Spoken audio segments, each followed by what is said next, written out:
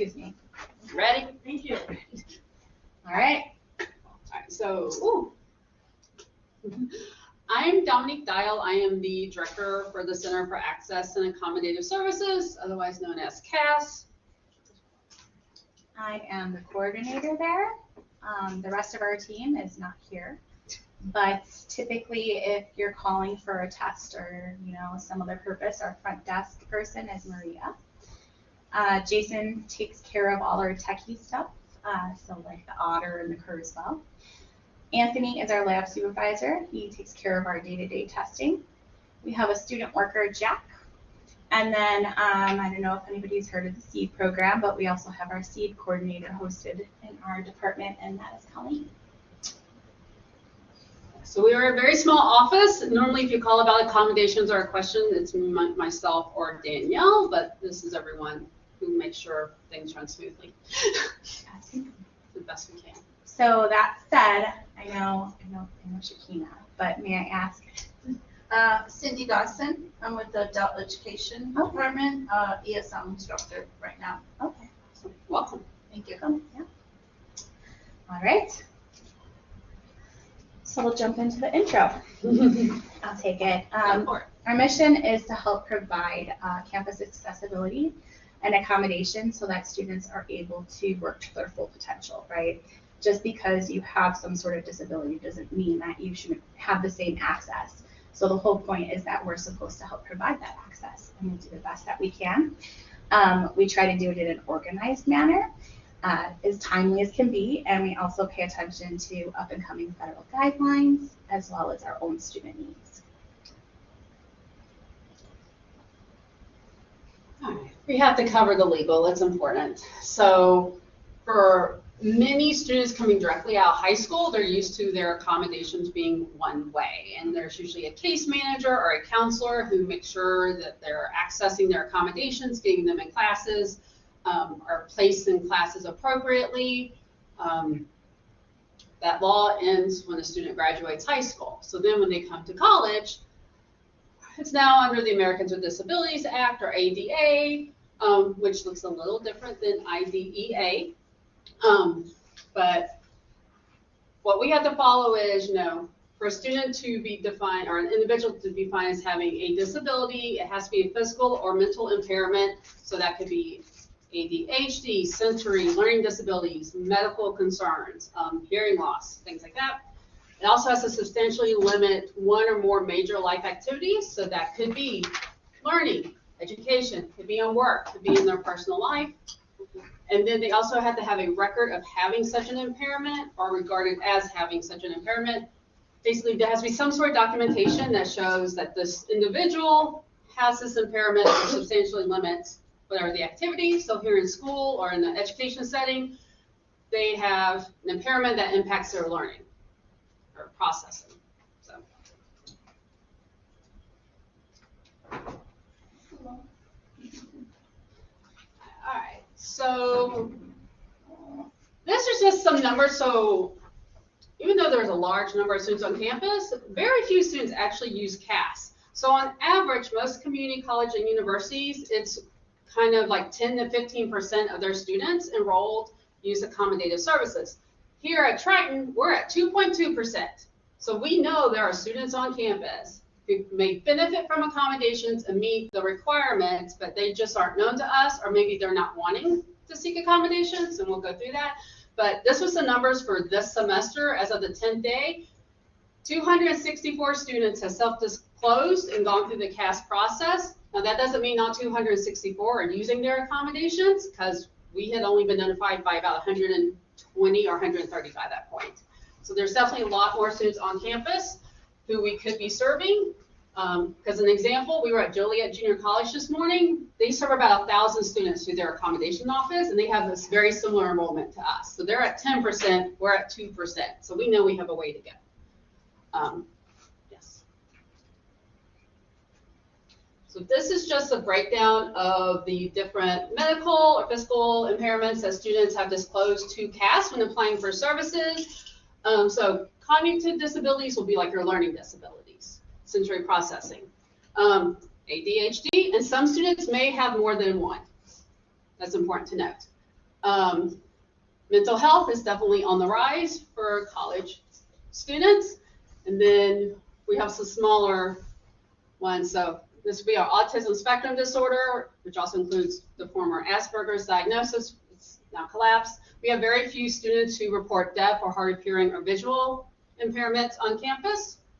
And then disability impacting mobility is our students who maybe rely on walkers, power wheelchairs for mobility. We also have some students who maybe like fibromyalgia and it impacts their mobility. So this is just a screenshot of the 264 students for this semester. And I'd say overall, we've seen like the biggest categories we even heard from Julia is in like mental health, your ADHD. Yes. So the process for accommodations. When students come to us, the first thing that they have to do is they have to fill out an application. This is called our confidential data form. All of these forms are actually located on our website. They can also come down to our office. Dominique and I have also been doing more outreach to the high schools so that students coming in from high school are connected with us before getting here. Again, trying to get that 2% up a little bit. Then they meet with us for an intake meeting.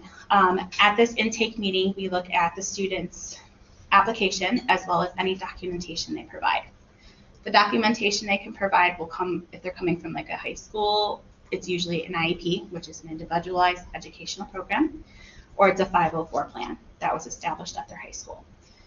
We also have data forms that we provide. So like if a student had a provider that they're seeing for either mental health or some physical disability, we have a medical documentation form and a psychiatric documentation form that they can have filled out. I would say one thing that has changed because of a law here in Illinois is if a student has had accommodations at another college or university, or if they are a veteran of the military, they can actually provide like their agreement from like if they went to COD and then came here, they can bring us whatever COD approved them for, and we can now use that as proof that they need accommodation, so they don't have to go back. Let's say they've been out of high school 10 years, their high school's not going to have any records, so it's kind of helps students get access without so many barriers. So that started January 1st of this year. Is there a time frame on that? No. Oh. There used to be, so years ago, it was like everything had to be within 3 or 5 years. That was based off how high schools reevaluate students. Doesn't really make sense in our world. So that is less and less best practice. So it's more of meeting the student where they are now and just having documentation to show that they've used accommodations somewhere before. I think the only time we ask for like updated documentation is if it's like a medical disability where there's some changes happening over time. After they apply with us, Dominique and I sit down and we review their application, their documentation, and any information we got from the intake. So the intake's where we sit down and we kind of talk one-to-one. A lot of times we get a lot more information from that than we do on a piece of paper. So that's like our definite first point of contact. Then the student is sent an accommodation agreement form, and that form is signed. The student is then asked to watch a brief 20-minute YouTube clip and answer 10 multiple choice questions. And it's basically so we can make sure that they understand our procedures in the CAS office when it comes to things like taking tests or when it comes to things like using our classroom accommodations like Otter. And then the final step is accommodate. The student's going to return all the forms to us, all the training to us, and then we notify the faculty. So if you're faculty, you get a memo from us saying student Z is approved for X, Y, and Z accommodations. We also encourage the students to speak with professors saying, hey, these are my accommodations and I want to use them in class. A lot of times some of the incoming high school students aren't so big on self-advocacy, so that's something that we really try to push is to make sure you're communicating. Maybe I'm jumping ahead, Mhm. but for each exam, they have to let you guys, you have to make an appointment and let you guys know that they want to use accommodation. Correct. Yes. So they don't come through us, they go through you guys. So it's kind of a two-part. So for exams, the student needs to let you know that they're going to be using, let's say, their extended time on the test. So we have some classes where all exams are on Blackboard, Mhm. and you instructors, you put the time in. So if you don't require it to be proctored, they can sit at home like the rest of the class or wherever and take their exam. But I know for like health careers, Nursing. okay, nursing, great example. Nursing, I know normally they had to take the exam during the class period. So the students reach out to us and say, hey, I have a test for nursing 207 on Thursday. They have to be here at 8:30 a.m. We make sure they have their time. We make sure we tell them to tell you so you know to send us the test because we don't have it. Right. So you do that faculty form, yes. But would I be able to just like If you send us fill them out and just send them all? We- Faculty with the testing dates? forms. Yeah, we have instructors who send us all at one time. But just so you know, we are transitioning to an online system. Hopefully it will be up by fall. So everything you guys can build directly into it. So it's not gonna be so many emails back and forth, Okay. and will be easier for the students as well. Okay. So yeah, we know it's a process. We're fully aware. Any other questions? I would say if a student doesn't tell us what classes they're in, we don't know to notify you that they have accommodations. So we do have, out of that 264, that's what I'm saying, like, we didn't know of a good chunk of them because they didn't tell us they were enrolled in classes. Maybe they don't need their accommodations for those classes, or maybe they forgot about us, or they're gonna try without it, that's fine. But until they tell us, like, hey, I want my accommodations for my GED math class, like, we don't know to notify the instructor. So it is really on them to kind of be like, hey, I know I need this. And we encourage them to do it before the semester starts, but to be honest, we still have students coming in this week and saying, I need my accommodations for the next 4 weeks. Yes, I had a student, she's new. So cash. And the test was coming up. Yeah. Got the email. Did I do the right thing by asking her? Yeah. Is she gonna need a certain Oh, confidential? yeah. Yeah, that's totally fine. Uh-huh. We do say don't ask in front of the entire class for Right, it was privacy, but private, like if yeah. you email or ask them to the side, totally fine. Yeah. Yes. No, it's actually quite common.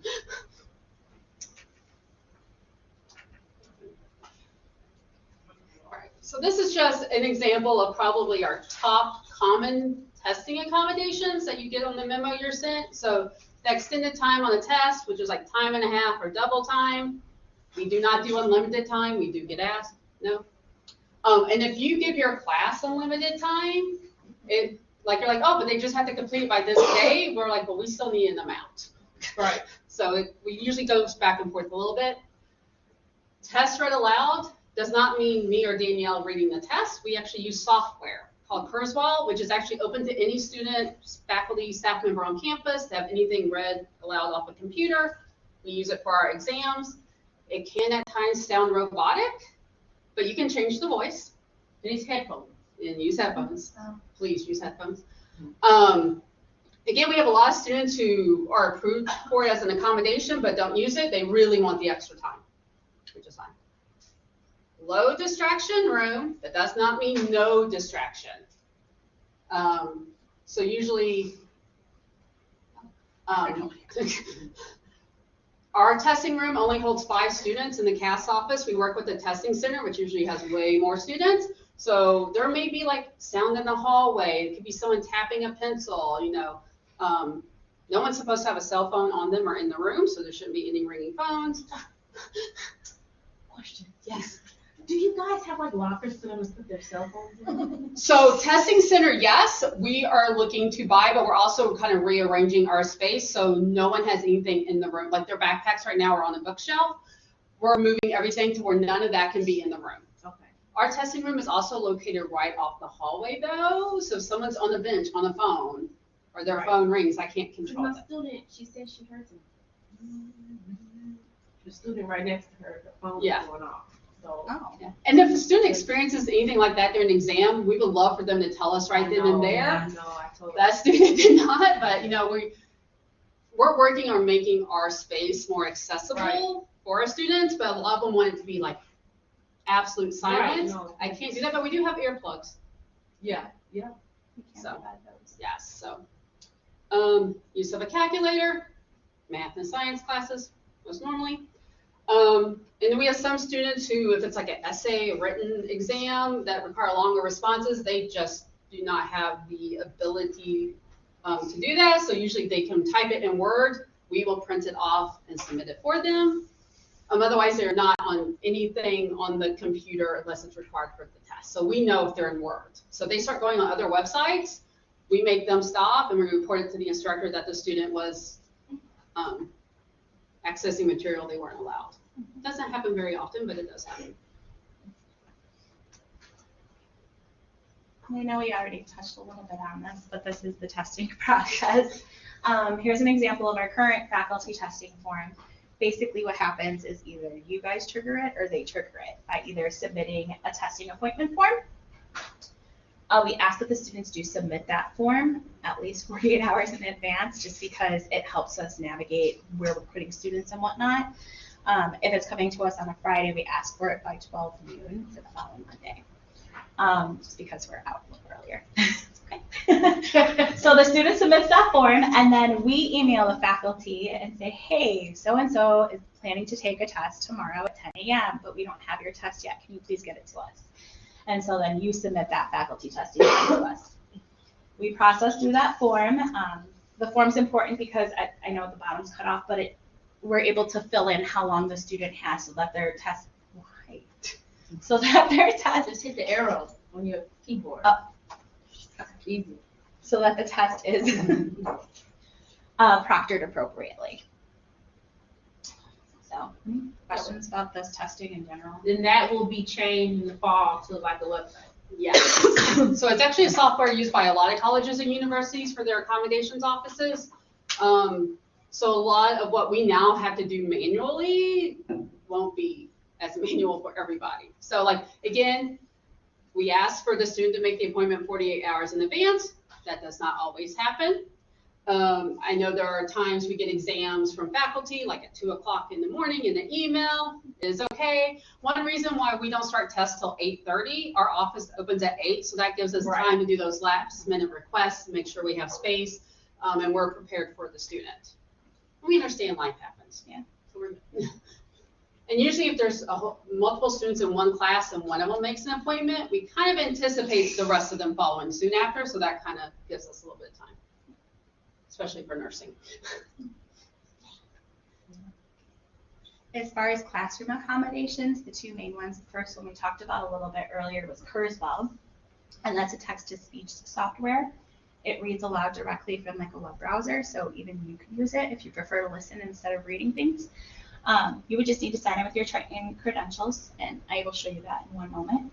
But the second one is Otter, really cool. It's a handy little AI. You can have it as an app, and you would literally go to class, hit record, and it records everything that the person is saying and types it up for you. So it's really helpful for students who really struggle with, attending to what the professor's saying as well as writing at the same time, because then if something's missed, they can go back to this. Do they have language translation? Yeah, I was just gonna. It's a good question. What I recommend, I don't know if they do it. Let me see. I recommend that you could copy and paste it into Google, because I know a lot of students, that's what they do. They copy paste it into Google Translate, and then it translates everything over. Yeah. I mean, Otter definitely has some great potential and is used by many of our students. There's actually a lot of administrators and staff on campus who use it as well. But it's one of those things, the more a student uses it, the more it recognizes the voice. And then it will predict like, oh, they're in Danielle Flores' rhetoric class. Like they'll recognize the voice. We also tell students like you have to be kind of near where the instructor is. So for those instructors who walk and pace around, it's a little more difficult. So I might try to be centrally located. Students, again, honors actually, these are available to all students on campus actually, but they were started as accommodations.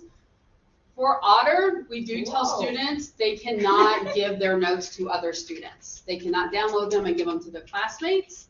And at the end, because students miss class and be like, hey, take notes for me. How can you ensure that? That's the thing is we can't, so the student signs an agreement. So if we find out that they are doing it, we will deactivate it. Right. Oh, okay. Yeah, so we can see like how often it's being used, because each student gets 6,000 minutes a month. So they can record lectures, if they go to tutoring, if they have a meeting with an advisor, they can definitely use it. But yeah, don't sell give your notes away. So what if an instructor, not me though, Yeah. because I like being recorded. But what if an instructor says in their syllabus, I don't want to be recorded? Do they still have to honor Yes. that they have to honor that? So, it has happened. If it is listed as a student's accommodation, the student has to be able to record it because it's a reasonable accommodation that's been approved. Now, let's say Joe Smith, who is just a student on campus, who has asked for it, they're not using it as an accommodation. The faculty member can ask the student to turn it off because they're not using it because of a disability-related reason. So again, Otter, any student on campus can use it and ask for it, but if an instructor doesn't want to be recorded, CAS students have to be able to record, the other students don't. So if I'm a CAS student, I can use Otter if I want to. Yes. Thank you. However, you do need to also speak with the professor. Yeah, we Like, do you tell have the to say, students "Hey, I'm to going tell to be them, recording." That's part of the agreement that they signed, saying that they'll let you know before. Yeah. So, Right. and then this is Kurzweil, so it was on our website, but you would literally sign in with your. But then like if you're going over an exam or something, Yeah. you can say like, can you pause Yeah. it? Okay. We do tell students if it's something confidential, especially like a psychology class, if Or like someone's if I'm sharing telling a something story about personal. me. Yes. Yes. You can say, please pause it while, and you'll tell them when to turn it back on. Absolutely. Then if they don't, I'll just sue. Get out of detail, that's right. Negative 5 points for following direction. Because I know there have been like instructors who are like, a student is saying they're recording, but they know they didn't get a memo from us. I'm like, well, you can, it's not an accommodation, but like the student is like, if they're saying they need it, you need to tell them to come see us. Because there are students, because I walk by classes, they're on YouTube and Facebook and Twitter or whatever it's called today. Like they're just not paying attention. I didn't know that CAS students can record. Yeah. Nice to know. Yes. People aren't gonna tell. Well, and we have had instructors who aren't comfortable being recorded, and there were some conversations with faculty and department heads, just be like, hey, this is an accommodation for the student in your class. Like, This is Kurzweil, so you would log in with your credentials and you can literally just hit play. I don't know if it's gonna. well, the volume's not on, if that's what you're looking for. I don't want to turn that one on before I'm out of the room. I know, right? Hold on. I'll hit play. This work is dedicated by a humble native of Flatland. Okay, now I hate that voice, but you can change it. So like it also can, like I know. This is Spanish the on here. top. Kurzweil. This is Kurzweil. Yeah, so. So what, I'm sorry. Yes, so Kurzweil does, It reads out loud, auto records. And it just, you can copy and paste it Indo on the word. operat. Ebena se wasini tieteriunto de misterios. So like it'll read in Does Spanish. this have in Vietnamese? I think so. I think it's toward the bottom. Norwegian. Not I Vietnamese. No. don't see Vietnamese. I think I had that question. Yeah. Unfortunately, but does Google Translate do Vietnamese? Yeah, I think so. I know. But Okay. Okay, so that's Kurzweil. On our website, Otter. Oh, that's not very much. Wow. Okay. But the Kurzweil, then you'd be able to do multiple languages. You know, rather than to translate, because I teach ESL, so the same thing. We really get stuck where we're not understanding each other. You know, You for me to ESL? start switching, That's the question. switching languages, it's really time consuming with the translator, whereas this could help. Yeah. I know other students also have, you can take a picture of something and have it translated on your phone too. Okay. Yeah. I know that. Students know more shortcuts They know. than we do. Yeah, they do. And I think my They do. student knows about Google Translate. Okay. All right. Other accommodations. So we do work with a company if, our agency, if we need sign language interpreters for classes, we do provide them for graduation, the circus, any events on campus where someone would like an interpreter. Whether or not you know if someone will need it, we can request one. CAS covers the expense. Personal attendant. Only students enrolled in the class are allowed in the classroom. So if someone needs a personal attendant to maybe help them get set up, like take stuff off the back of a wheelchair or to get organized, they can do it before class and they can come back at the end of class. They just cannot stay in the room. The personal attendant is paid by the student, not by the college. So we do have a few students on campus who do have a family member or they have a home health aide worker that comes with them. And they arrange for that and they're responsible for it, but they know that person cannot sit in the class. Emergency evacuation assistance. If a building is ever like evacuated on campus, there is a list of students who have self-identified that they want to make sure that they are accounted for afterwards. That doesn't mean CAS is told about it or their parents, but the first responders are given a list of names that these students should be accounted for. Service animals. Yes, if you need a service animal for like a cardiac, epilepsy, I know students who've had for diabetes, like if you need a service animal for a medical reason, yes, you are allowed to have them on campus. If you are asking for a service animal because it's an emotional support animal or emotional support assistance, an ESA, they still have to apply through CAS, and then we go through a whole other process to determine if that animal can be on campus in the classroom. Do they have them for emotional, like on campus? So we have had students ask. The last few, the ones that I have been asked for have not been approved. I know it's more of a request at a lot of universities or schools that have housing. But here, I mean, we don't have housing. But again, everything we do is case-by-case basis. So we do make the student go through our intake process. We ask them why they need the animal. We have to have some sort of documentation showing it's medically required. Is the dog licensed, insured, trained? Like there's a whole list of things. So it's not just, yeah, you can bring Fluffy to class. Like, it doesn't work that way. I have had students bring a dog in my office that was in their backpack and I didn't know it till the end. I'm severely allergic to animals. So I was like, oh, okay. So again, it's like, just let us know. And we have people who walk through campus walking their dogs. That's fine, because they're not going into buildings. There's one lady who walks her dog all summer as they were walking past. But like if a student's saying, hey, I need to bring my animal to class, there's a little bit more work we got to do. I'll go this way. Class relocation for accessibility and safety. We do have students who use wheelchairs for mobility, and there are certain parts of this campus that's not fully accessible. So like if an elevator goes out in this building and their class is on the 3rd floor, there's no other way to get to the 3rd floor in this building. So normally in that scenario, I've reached out to the instructor, the department chair, their dean, and like if you have a student who's enrolled in your class, the class needs to be on the 1st or 2nd floor just for accessibility, and then they work their magic. Mobility assistance, again, if a student needs help navigating the campus, it's almost like a personal attendant, but we do have students who sometimes just like need to make sure they get across 5th Avenue. So sometimes we'll like make sure the Triton van bus will pick them up and take them across the street, because 5th Avenue for a lot of our students is very overwhelming and it's a safety concern. We have some students who actually can't make it across the street in the time as well. So we just want to make sure they're able to get from one side campus to the other safely. Alternate text format, large print, braille, things like that.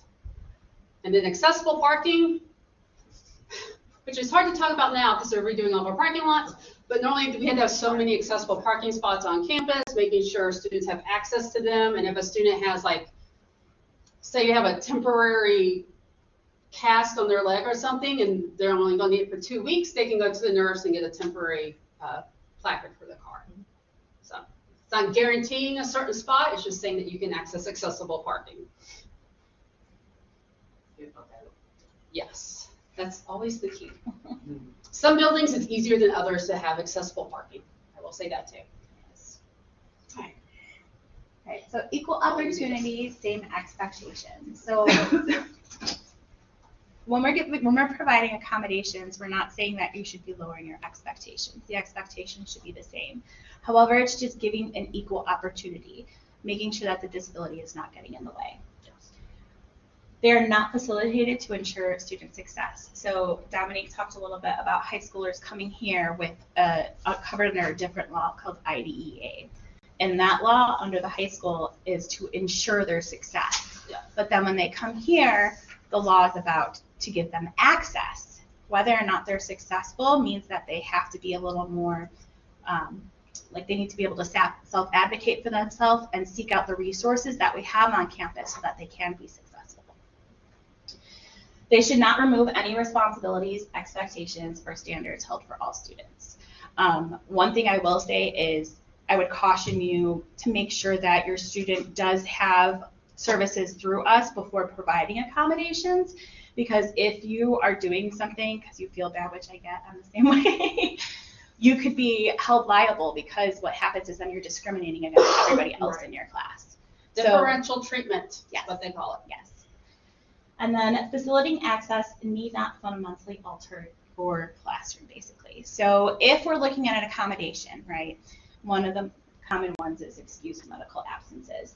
Then we need to look at if those absences are actually going to change your curriculum in any way, because you are the experts in your area. You are the curriculum experts, and we want to work with you so that we can provide access for the student, but still honor the rigor that you've established in your classrooms.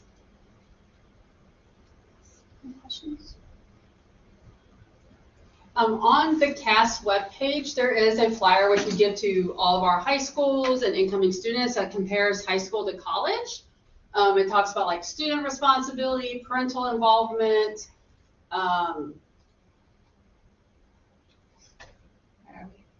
CAS services for new students. You just went past right there. There, high school versus college. That we created, so it kind of tells, so they can compare it. And kind of know the difference. So we talk about, course load, like what does that mean? Most students don't understand what 12 credits means. And how much time you have to use for studying, because as we all know, being a student in high school is very different than being a student in college, and how much time you have to commit and how you study, how you learn. Taking notes is a new skill for most college students, because you're having to analyze information, just not know when the War of 1812 was. It's always my example, and I don't know why.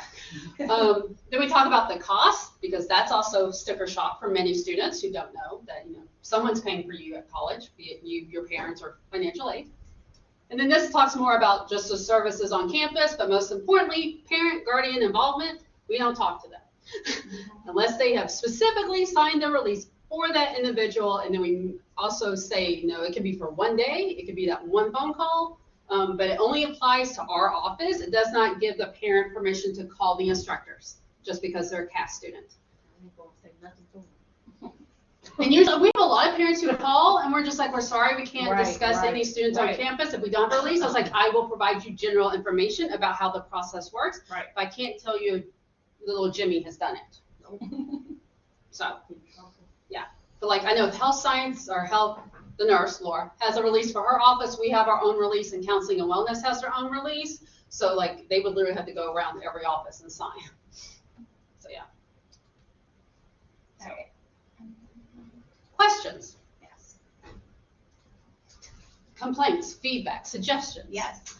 Well, now that you open it up, I know you guys are still working, everything's a process here. Yes. Yeah. But are you guys able to make sure the students don't have no phones, or make sure that they kind of power it off, no buzzing, no sound? Are we talking about in test or in class? Test. Yeah, so test is something. Yeah. So if they're testing and that's something we can definitely do. They're not even supposed to have smartwatches on. Like they're supposed to take all that off. So it's almost like now before they walk in the room, we're like, you need to put your stuff here. Let us see your watch. You don't have your phone in your pocket. Now, if we have a student who's diabetic, who has a continuous glucose monitor, that's the exception. There's no other reason for someone to have a phone in that room. Because we do tell them to put it on silent, but again, people just like, oh, vibrate, it's fine. No. Yeah. Is it because of the sound, or is it because they couldn't find the answer? Well, my student was sitting next to somebody, and she just said the phone kept it was distracting her. And she said the student was reading out loud. Yeah. And I'm like, why didn't you say something? you say something? That would distract me. Please say something. See, the thing is, we are partnering the exam, but like, we Right. can't tell if the students talking or just moving their mouth. Like reading. Reading. One other thing we did, like, we went around our testing room was probably about this big. And there's 5 computers in it, so we did go through a number of the desks. So now when students come in, it's like first student's here, second student's here, third student's over here. The only time we've had 5 students in there was a nursing exit exam for the HESI. That was the only time, and they were the only students in the room. We didn't allow any other students in there. Appreciate it. Yeah, no problem. We're gonna do it again on the 7th. But otherwise, so then all of our students in the other classes, we reserve a space in the library for those students to go take their tests, and one of us actually sits in the room with them. But yeah. Yeah, that's the only thing. But I told the students, you gotta advocate for yourself. Yes. I'm not there, so Yes. I can't do anything, but you gotta say something. Well, one thing we've talked about doing, and I know a lot of other college accommodations offices do this, is have students complete like feedback surveys after appointments. So if there are concerns like that, the student can be like, the student next to me's cell phone was buzzing. So like they could, if they don't want to tell us, they just want to Do it anonymously. do it anonymously. That's totally fine. Like it's fine. Yeah. But yeah. But we're trying to make our space more student friendly. It has this big conference room table, so we look like we're a corporation in the middle. So we're trying to make it a little more to where students feel comfortable. They will come take their test, talk to us. We're not scary, mean people. So you guys got about 5 desks in there. Yeah, for the testing. Have you guys ever ran out of room? Yes. So we have reserved A206 in the library. That's actually always been our backup for testing. That is a whole nother level of distractibility students can experience because there's big windows into the library. They need to get y'all a bigger space. I will have my boss call you. Well, like, there are schools where like no tests are given in the accommodation office. All students go through the testing center. No way, so many distractions there. Yeah, so in some ways, like we're kind of doing a little more because we know our students Well, need some that. students do go to the testing Yeah. center. They're okay with that. Yeah. They just want the time. They don't care about Yes. the distraction. Uh-huh. Yeah, okay. But usually if a student wants their test read aloud, they do test in our room because the testing center doesn't have the Yeah. software capacity to monitor this. Okay, I get it, yeah. So usually if a student tells us like, look, I've taken tests in testing center, I felt rushed or all these problems, can I test in your office? We'll be like, yes, let's figure it out. We're just not going to default to everybody being in our office because we've had like 170 exams this semester and I wouldn't know where to put 170 tests. But we've had to proctor like exams in our personal offices before and you know. Is that the 170, that's more than you've had in a while? So in the fall, 96% of our students tested, 96% of our students scheduled in advance. So we only have 4% last minute appointments. But I want to say we had 230 something in the fall. But the majority of the tests we give in our office are health careers. Mm. And then we have psychology, chemistry, math.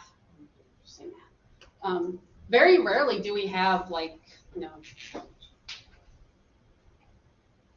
rhetoric. We have a few. It just depends on the student. And a lot of instructors are now like, the exams they're using are through the test publisher, through the textbook they use. So you have to use their platform, which isn't always compatible with Kurzweil, we have found. So the student just, as long as they have their double time, they take their test at home like everybody else on the computer and just, it's kind of the honor system, like you did what you were supposed to. But we do have students who try and cheat. We will let you know. So you can see when they open up another browser. So the testing center has the software to do that. We do not for whatever reason, but because all of our cameras are posted at the computer, we can tell what's being opened. And if we ever question it, we'll walk in the room and be like, what's going on? What are you doing? Yeah. But like, students, they try to write things on their arm, on their hand, piece of paper in a hole on their jeans. It can be very creative. Wow. Yeah. Automatic fail. Yeah, a lot of instructors, it's either automatic fill or, you're Automatic. Yeah. And if you do it a second time, I definitely know it's been automatic fill. It's crazy. So ever have a question about an accommodation, you can ask us. You can, if you email the cast@triton.edu, everyone but our work study student has access to that email, so one of us will grab it. Just depending on what it is, it may only be answered by me or by Danielle, so it may take a little time. But otherwise, we are here 8 to 6, Monday through Thursday, and 8 to 4 on Fridays.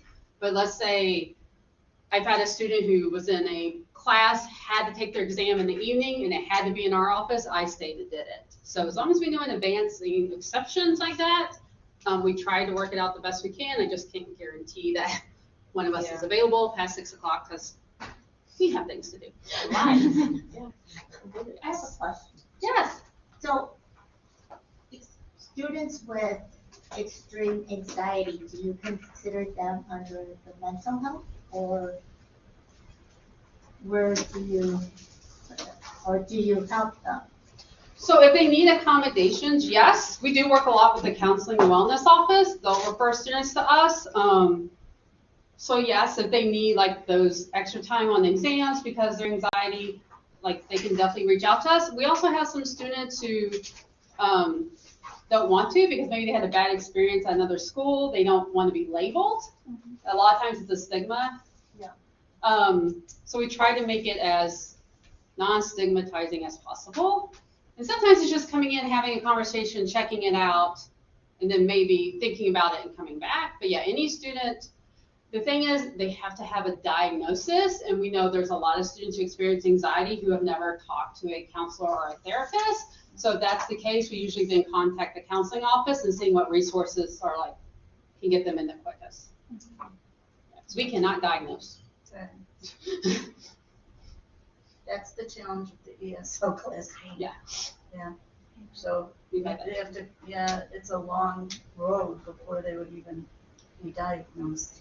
That's why we're like, thankfully for this law in Illinois that went into effect in January. Like if some other school, I want to say there's a school, I think it's SIU, Southern Illinois University. They have people on staff who have are able to diagnose students for their services. So we've had a student transfer from SIU to here, and all I needed was their accommodation letter showing what they were eligible for, and we were able to get them set up. Okay. But we do have a lot of students who maybe are new to the country or in the last few years, and they're still trying to figure out how things work, and they're the ones that We've taken some written in other languages. Yes. So, like we can translate. Because you know, I always put out there the wellness center to the students. You know, we talk about being in a good place. yes. And that, and then I wanted to introduce this to them because I don't know, you know, what their history is. So yeah, like I've gone and talked to department meetings, chair coordinator meetings. Willing to talk to classes, and it doesn't have to be like specific. Like just describe Otter to everyone if you think it would be beneficial, or like Kurzweil. Like we can do a demo and just be like, "Does this sound interesting? Let's get you signed up," and then we can help troubleshoot it. That's nice. So they gotta sign up with Triton. With Otter. Otter, yeah, so for Otter and Kurzweil, it has to be their Triton emails. If they sign up with Otter with their Gmail, it's going to try to charge them because you only get 30 minutes. At least with us, you get 6,000. Okay. And we can sign up as Yeah. Yeah, I got a whole bunch of administrators and faculty reaching out. You can use it for staff meetings. Okay. I think everyone in our office uses it basically. Really? We still got that recorder. Well, I know there are instructors who just automatically record their lecture to post on Blackboard or whatever system they use, which is great because then all students have access to it. But we know there are some instructors who don't do that. So this kind of, instead of paying for a note taker and you never know how great the note taker is and how accurate, this is a way to do that. So, yeah. Yep. Well, thank you for coming. Thank you. If you have questions, let us know. We are in the A building, basically in the basement, but provide tutoring, so we're not too hard to find. They're in the man cave. Yes. But now we have windows, so we're doing better. We used to not have windows.